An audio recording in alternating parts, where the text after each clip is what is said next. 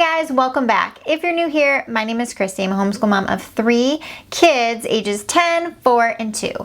Today's video is going to be a third video in a series I'm doing all about homeschool organization. Today's video is going to be all about my planner and how I plan our homeschool year.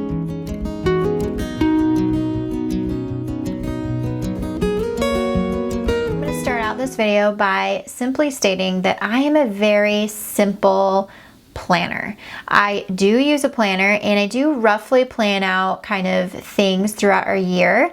Big breaks that we're taking. For example, we choose to take off the entire month of December for the holidays. And so that's always kind of like in the back of my mind, and I plan according to that. I also plan out roughly when our start to our school year is going to begin and kind of gauge how long our year is going to take and that kind of thing. However, when it comes to daily or weekly planning, I'm very, very easygoing. I'm kind of a go with the flow type of planner. So if that sounds like you, this video may be helpful to you. So let's take a look at my homeschool planner and how I plan our homeschool. Okay, so this is my planner, and I haven't actually revealed this on YouTube yet. I have on Instagram though, so this is actually a planner PDF that I created myself, and it's in an Etsy shop, and I will link it below if you're interested. But I basically just created one because I hadn't found a planner that worked the way that my brain did. So something simple but beautiful is kind of my goal. It has 6 different cover options. So this is just option number 1. Here's a couple more of the cover options here, actually. So, okay, so starting off the year, I think it's important to kind of record some of your visions and goals for the upcoming school year. I think that that really helps keep your focus and kind of just determine how your school year is going to be like. So for us, the word of the year that I chose is togetherness. I want to focus on being present, connecting, bonding, and bringing us closer together. And then individually for Lacey, I want to focus on writing and reading. And then for Emmett, I really want to focus on his critical thinking and life skills. So getting him a little more independent. For family, I want to do more read alouds, which I've already mentioned, read more books together, consistent Bible time together as well. And then for myself, I want to focus on being present truly, so not being distracted while trying to be present. Have some more patience and consistent Bible time and me time for myself to recharge. So I think that that's an important little thing to think about before you start planning your school year. This next page is a book log. So here I'm going to be listing all of the books that we read, whether it be books we read together, like read alouds, or books that my kids individually read. And I'll put the title and the date that we finished it, and then we'll rate it, like a 5-star rating or something. Next, we have some unit study planning pages, which were important to me to add in because we do a lot of unit studies around here. A lot of rabbit trails are followed. Particularly, we do unit studies with science, and we're going to be doing ecosystems starting right off the school year. And we actually did 2 lessons of ecosystems from the Good and the Beautiful at the end of last year. So we're just going to be continuing with that. So I have that curriculum written here. And then I listed some of the books that we have in our library that we can pull things from. This is Where You Write Media, and we recently discovered Curiosity Stream, which is pretty cool. It's a streaming service that has a bunch of documentaries on it. So here are a few of them that I wrote down to watch. We may be doing a terrarium at some points. Some field trip ideas. We already actually went to the lake, and then a nature preserve is on my list as well. And then here are some supplies that we need for the unit. So right now I have these in the front of the planner, but I will actually put this at the beginning of our month. And then we have the month. So every month is got a divider, and then if you print it double-sided, then on the back is a full page spread quote. And for every month, there's one of these inspiring quotes from many different people.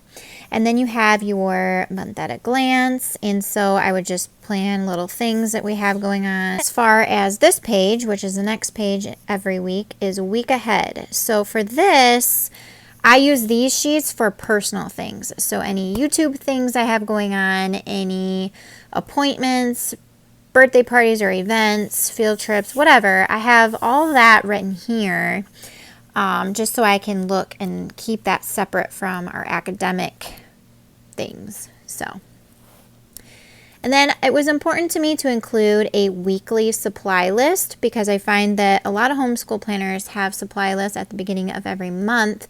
However, I am not the type of person to purchase all of my supplies for the entire month for school because that's a lot. And we're on a one income home here and that just, I can't do that. So weekly supply list is nice because then I can just add some of these things to my grocery pickup order for the week and it's easy peasy. So I like having a weekly supply list. And then if there's anything I want to focus on this week, I will write that here, and then any activities we have planned. And then these are the academic weekly planning pages. So for mine, I actually have subject written here, and I would put like language arts, math, science, history, art, you know, whatever we have.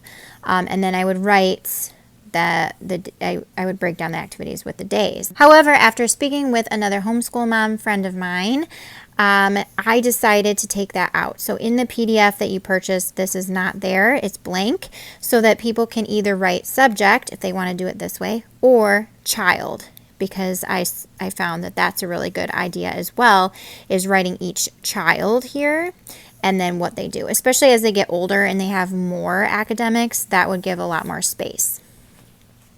So it breaks down by week, and then there's a morning basket square here for anything that you do during your morning time, if you do that, any extras.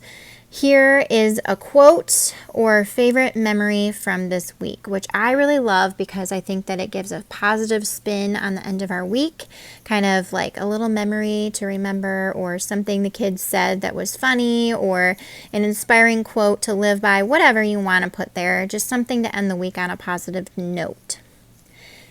And then you have a to-do list and a notes list for anything else you need to kind of jot down. It's important to me to have lots of space to write notes and extra things. So this is what our planning week looks like. Now I'm going to talk about how I use this. So for me, I'm a very simple person when it comes to planning. I actually reverse record keep. And if you haven't heard of reverse record keeping, it's basically where you do your homeschool day. You don't plan out any of your lessons. You do your homeschool day, and then after the day is finished, you write everything that you completed that day. I personally really like to do it this way because I think that it kind of just has a positive mind shift on things you actually accomplished, instead of getting discouraged if you have a big list that you don't get to everything, like circumstances change and you're not able to complete everything you had planned. It can be really discouraging. So for this, it's just an easy way that way for me.